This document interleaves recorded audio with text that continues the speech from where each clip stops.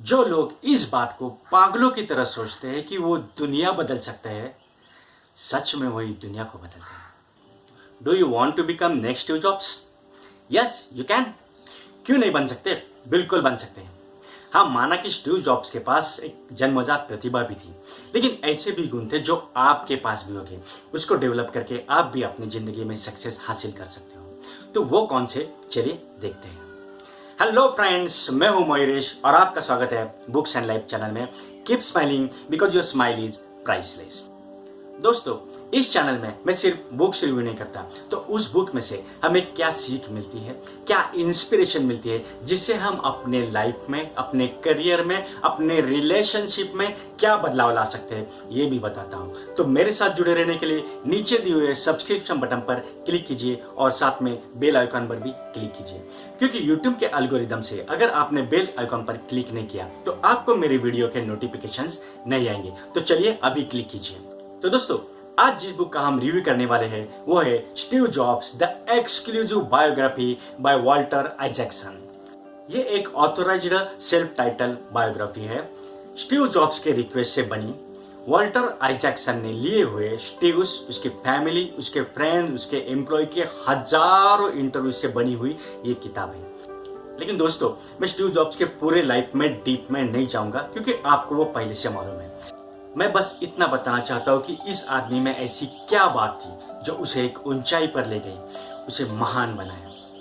वो क्या था जिसको आप भी अपने लाइफ में इंप्लीमेंट करके सक्सेस को खींच ला सकते हो। तो दोस्तों, आज मैं आपको स्टीव जॉब्स के 9 ऐसे पॉइंट्स बताऊंगा, 9 ऐसे रीजंस बताऊंगा जिसकी वजह से उन्होंने रिवॉल्यूशन लाई, जिसको आप भी अपने लाइफ में अप्लाई करके अपनी जिंदगी बदल सकते हो। तो चलिए देखते हैं। First point, right environment. दोस्तों, स्टीव जॉब का बचपन माउंट व्यू के सिलिकॉन वैली पर गया।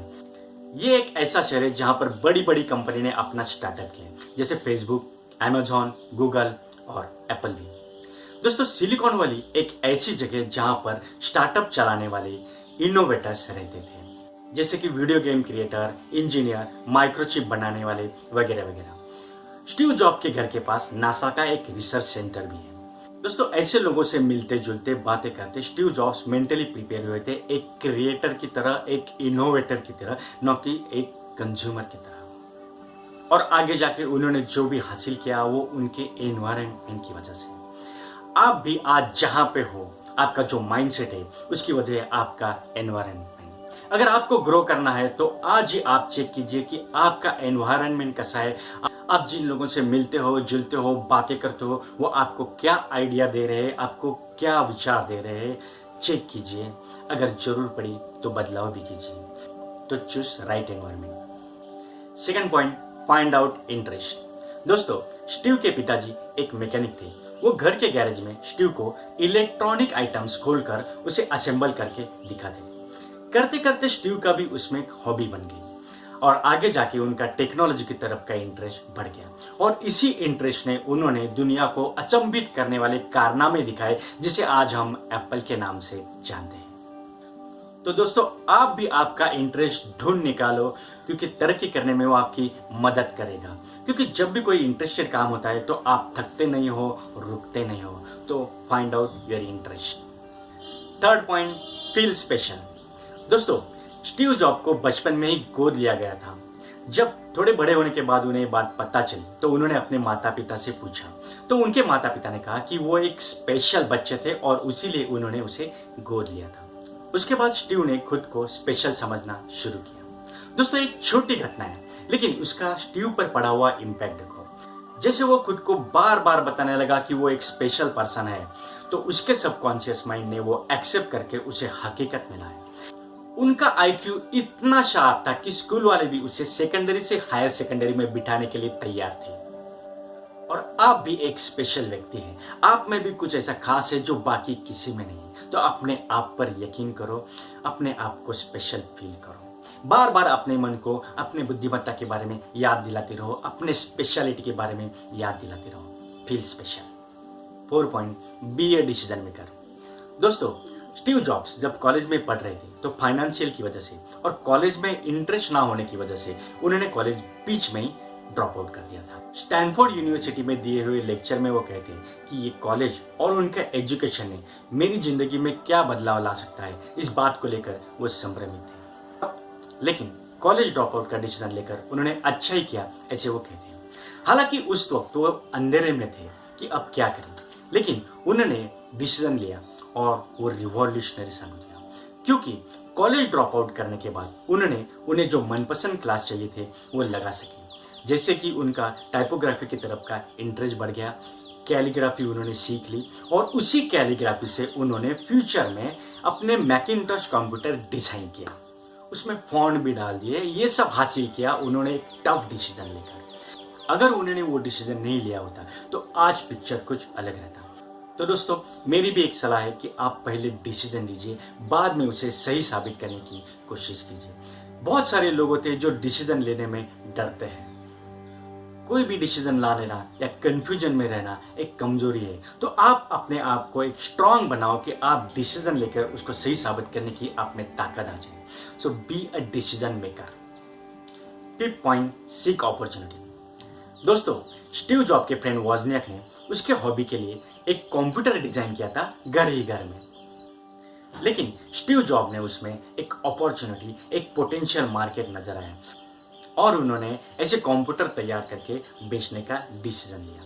और स्टीव जॉब्स के पिताजी के गैरेज में जन्म हुआ एप्पल कंपनी का, जो आगे जाके अरबों की कंपनी बन गई। तो आप भी हर एक सिचुएशन में अपॉर्चुनिटी ढूंढने की कोशिश कीजिए, क्या पता कब कहां लौटी लगेगी। 6 point, find special in yourself. दोस्तों, स्टीव जॉब के पास जबरदस्त कम्युनिकेशन स्किल्स था, इतना जबरदस्त कि वो किसी को भी कन्विंस कर सकते थे। जैसे कि एप्पल स्टार्ट करने के टाइम पे उन्हें फंड्स की जरूरत थी, तो उन्होंने रोनाल्ड वाइन को इन्वेस्टमेंट के लिए तैयार किया, जबकि एप्पल कुछ भी नहीं था।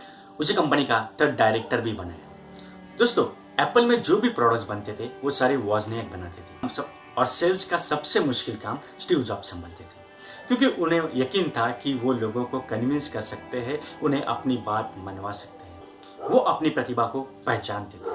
उनके प्रेजेंटेशन इतने लाजवाब थे कि लोग खुशी से उछलते थे। आप उनके प्रेजेंटेशन के वीडियो यूट्यूब पर देख सकते हो। तो दोस्तों, आप भी अपनी प्रतिभा को पहचानिए, find special in yourself and develop it. Steve Job खुद कहते कि अपने प्रतिभा को पहचानिए, ढूंढिए, उसे डेवलप कीजिए और अपना खुद का इनोवेटिव स्टार्ट कीजिए। 7 point, be a positive thinker. दोस्तों, कंपनी शुरू करने के बाद उनके कॉम्पिटिटर थे IBM एंड माइक्रोसॉफ्ट, जो कि उनको टक्कर दे रहे थे। फिर भी एप्पल ने अपना अलग सा कस्टमर बेस बनाया। आगे चल के अपने सक्सेस से स्टीव जॉब्स को थोड़ा घमंड हो गया। अपने से छोटे एंटरप्रेन्योर को वो नीचा दिखाने लगे। उनकी पर्सनैलिटी एक डोमिनेटिंग पर्सनैलिटी बनने लगी। उनकी कई स्ट्रैटेजीज फेल हो गई।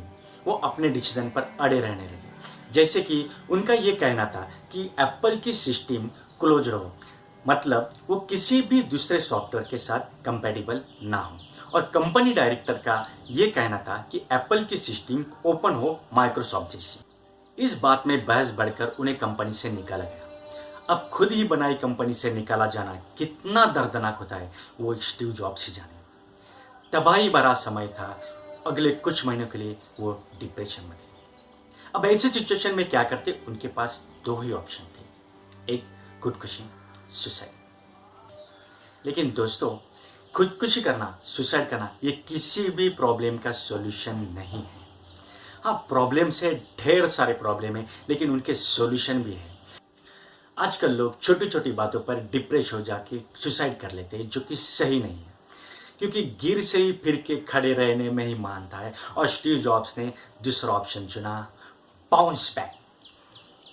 स्टैनफोर्ड यूनिवर्सिटी में दिए हुए लेक्चर में वो कहते हैं कि मैं जिंदगी में आगे इसीलिए बढ़ पाया कि मैं अपने काम से बहुत प्यार करता था।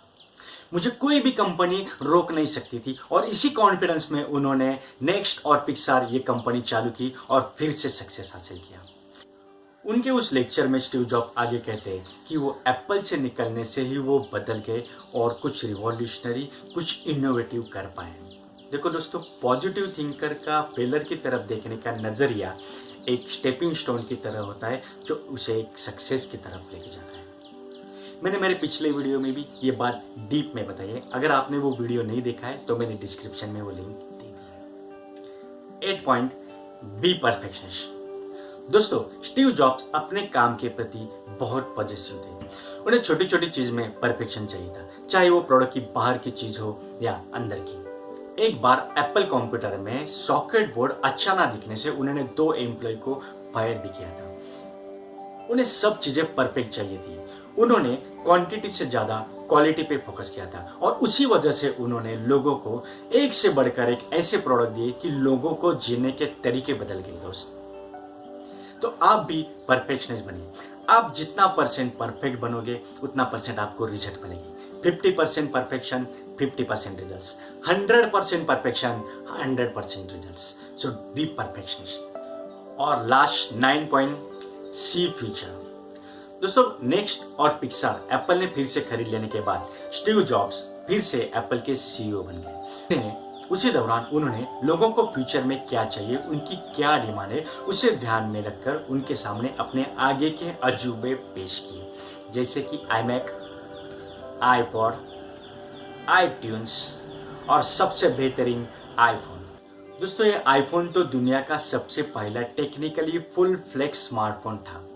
फिर उन्होंने अपना पहला टैबलेट भी लाया, आईपैड। दोस्तों, ये सारा एम्पायर उन्होंने हासिल किया बस एक ही चीज से, अपने काम के प्रति प्यार से। वो ये कहते हैं कि आप भी अपना वो काम ढूंढ लो जिससे आपको प्यार है। अगर नहीं मिल रहा है तो ढूंढते रहिए, लेकिन रुकिए नहीं। और 2011 में पैनक्रियाटिक कैंसर के कॉम्प्लिकेशंस की वजह से स्टीव जॉब्स की डेथ हो गई, लेकिन अपने किए हुए कामों से वो आज भी लोगों के दिलों में जिंदा है। दोस्तों, आप ये किताब परचेस करना चाहते हैं तो उसका लिंक मैंने डिस्क्रिप्शन बॉक्स में दिया है। आपको ये वीडियो कैसे लगा नीचे कमेंट बॉक्स में जरूर बताना। जाते जाते मैं स्टीव जॉब्स की एक बात बताकर जाना चाहता हूँ, stay hungry, stay foolish. Thank you.